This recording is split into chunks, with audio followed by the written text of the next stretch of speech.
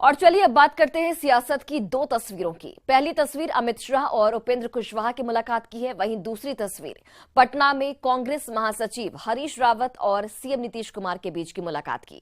दोनों तस्वीर देखकर आप 2024 की चल रही तैयारियों का अंदाजा लगा सकते हैं। उपेंद्र कुशवाहा ने दिल्ली में केंद्रीय गृह मंत्री अमित शाह से काफी देर तक मुलाकात की। दोनों के बीच करीब 45 मिनट तक बातचीत हुई। सूत्रों के हवाले से यह खबर है कि उपेंद्र कुशवाहा जल्द ही एनडीए में शामिल हो सकते हैं। वहीं कांग्रेस महासचिव हरीश रावत ने सीएम नीतीश कुमार से मिलने के बाद अपने ट्वीट में लिखा कि 2024 में विपक्ष की एकता की बुलंद आवाज नीतीश कुमार हैं। इससे आप अंदाजा लगा सकते हैं कि कांग्रेस नीतीश कुमार के साथ मिलकर कोई बड़ा खेल करने की तैयारी में है। और इन दोनों तस्वीरों से समझा जा सकता है कि 2024 के लिए जो स्ट्रैटेजी बनाई जा रही है उसके तहत इन दोनों मुलाकातों को काफी अहम और काफी महत्वपूर्ण माना जा रहा है।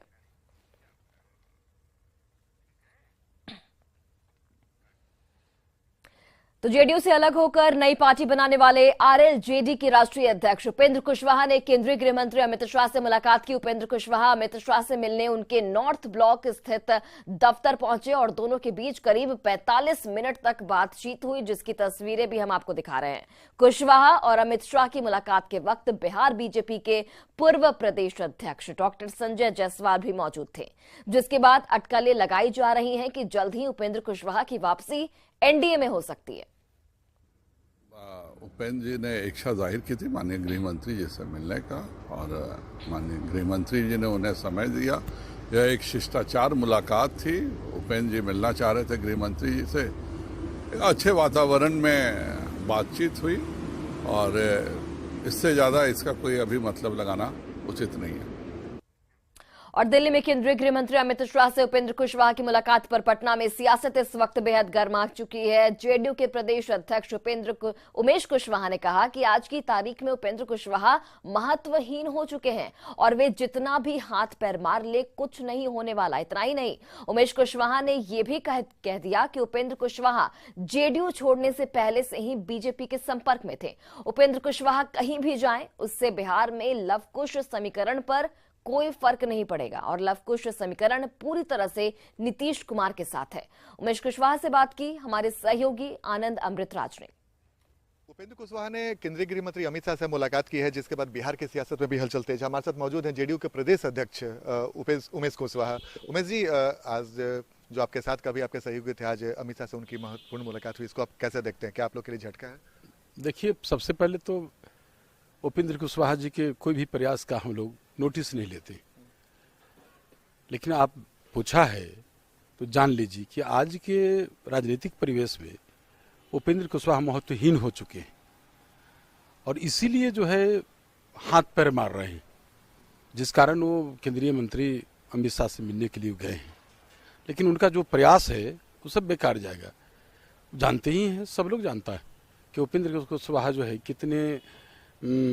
कितने लालची हैं, कितना हर चीज कितने महत्वाकांक्षी हैं, सब लोग परिचित है। और जो विरासत की बात हम तो पहले ही कहा था कि जो विरासत बचाने की बात कर रहे थे, जो सांप्रदायिक शक्तियों के बीच कुटपुतली बन के विरासत कैसे बचाएंगे, वो गंगा जमुनी जो है विरासत को कैसे बचा पाएंगे।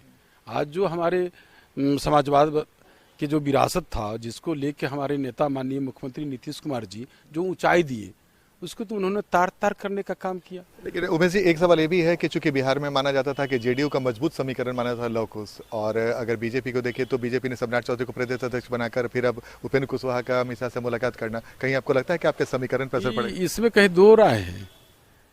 लव कुश समीकरण जो है पूरा मजबूत है और जो कुशवाहा समाज है वो अपना पुश्तैनी घर यहाँ समझता है, जनता दल यूनाइटेड। इसलिए कोई घबराने की बात नहीं है। तमाम लोग एकजुट है हमारे नेता के नीतीश कुमार जी के नेतृत्व में। पूरा जो है देश जो है, समझे, आप समझ लीजिए। तो ये थे जेडीयू के प्रदेश अध्यक्ष उमेश कुशवाहा, जिनका मानना है कि उपेंद्र कुशवाहा के जाने से न जाने से जेडीयू को कोई फर्क नहीं पड़ता और पुश्तैनी घर बताते हैं लव कुश समीकरण का जेडीयू। आनंद अमृतराज, न्यूज 18 नेटवर्क, पटना। वहीं देखिए, केंद्रीय गृह राज्य मंत्री नित्यानंद राय ने आरोप लगाया है कि जब से बिहार में महागठबंधन की सरकार आई है तब से अपराध का ग्राफ काफी बढ़ गया है। नित्यानंद राय ने एक ट्वीट किया उसमें लिखा गया उनकी ओर से कि हत्या, अपहरण, लूट और रेप जैसे गंभीर अपराधों का आंकड़ा देकर महागठबंधन सरकार को बिहार में अपराध की पनाह देने वाली सरकार उनकी ओर से बताया गया है। नित्यानंद राय ने 2 ट्वीट के अंत में यह भी लिखा कि भाजपा आएगी, अपराध जाएगा। तो अब देखिए, नित्यानंद राय ने आंकड़ों के साथ बिहार में अपराध का ग्राफ बढ़ने का दावा किया है। उन्होंने 10 अगस्त 2022 यानी कि जब से नीतीश कुमार बीजेपी से अलग हुए वहां से लेकर 19 अप्रैल तक के अपराध का आंकड़ा जारी किया है, जिसमें हत्या के कुल मामले 2070 बताए गए हैं। हालांकि इसमें संदिग्ध परिस्थितियों में मौत के मामले भी शामिल हैं, जबकि हत्या के प्रयास के 700 मामले सामने आए हैं। रेप की 345 घटनाएं सामने आई हैं। तो वहीं अपहरण की बात करें तो अपहरण के 144 और लूटपाट के 541 मामले सामने आए हैं। इतना ही नहीं, गोलीबारी के 298, चोरी के 599, अलग अलग मामलों में हमले के 132 और रंगदारी के 59 मामले सामने आए हैं।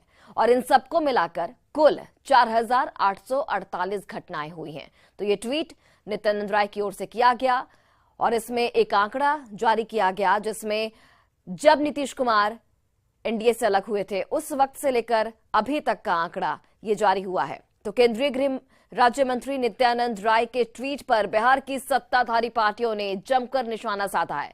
आरजेडी प्रवक्ता ने दावा किया कि बिहार में कानून का राज है, तो वहीं जेडीयू ने नित्यानंद राय को बिहार से बाहर बीजेपी शासित उत्तर प्रदेश जैसे दूसरे राज्यों की स्थिति देखने की नसीहत दी है। बिहार में कानून का राज है, नीतीश तेजस्वी की सरकार है और भाजपा शासित राज्यों में अपराधियों की बहार है। कानून का जनाजा निकल रहा है। पहले वहां न देखें आदरणीय नित्यानंद राय जी।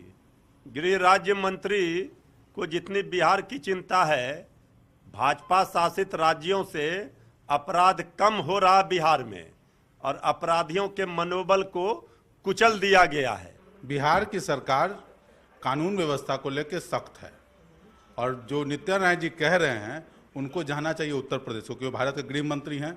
उत्तर प्रदेश में उन्हीं के डेटा के अनुसार 2021 के डेटा जो क्राइम ब्यूरो ने रिलीज किया उसके अनुसार उत्तर प्रदेश में 3717 302 के मुकदमे, 1341 304 के मुकदमे और महिलाओं के साथ जो एट्रोसिटी की घटनाएं होती हैं नाबालिग लड़कियों के साथ वो 9393। आप देख लीजिए आपका फिगर कहाँ है। बिहार का नसीहत देने की जरूरत नहीं है। नसीहत लेना है तो अपने आप को दीजिए, अपने आप को दीजिए जहां आप कानून व्यवस्था में फेल हो रहे हैं। और वही देखिए, भागलपुर में जमीन माफिया प्रशासन को खुलेआम मुंह चिढ़ा रहे हैं और दिन रात माफिया शहर के जमुनिया